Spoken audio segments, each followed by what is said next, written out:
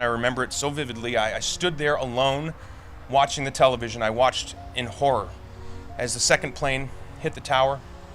I watched the smoke, the devastation.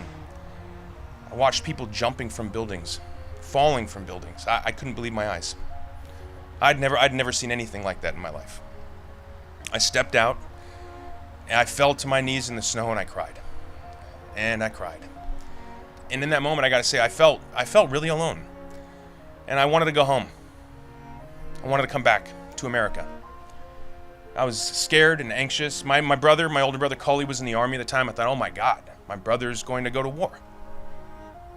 I felt the tectonic plates of the earth shifting beneath my feet.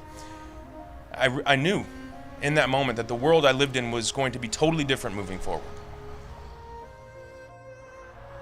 These annual observances, like ours here today, ensure that we will not forget what happened on that tragic day.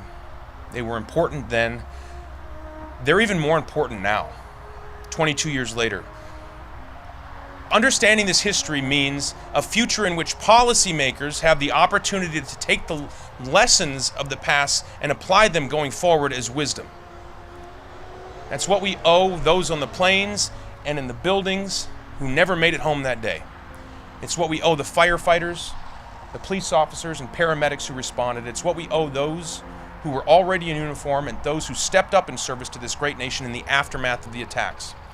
And it's what we owe their families who have carried on without them. We must remember, we have to teach our children the lessons of 9/11 to rekindle the 9/11 effect and keep it alive. Faith, religion, love of our fellow citizens, and patriotism grew from the ashes of that day. We have a duty to those we lost, to those who answered the call, and to those who now deal with the repercussions. My hope today is twofold, that today the heroes of 9/11 and their families and their loved ones feel supported and honored, while B, simultaneously that a fire is lit in the hearts and minds of young people who never felt the 9/11 effect. Perhaps they can have their focus expanded like mine was. Maybe that's why me. Because I am them. If I were 20 years old today and I might have had my head in TikTok and Instagram, I might be disillusioned. Maybe I wouldn't know. Maybe I'd need someone to tap me on the shoulder and tell me that my country needs me.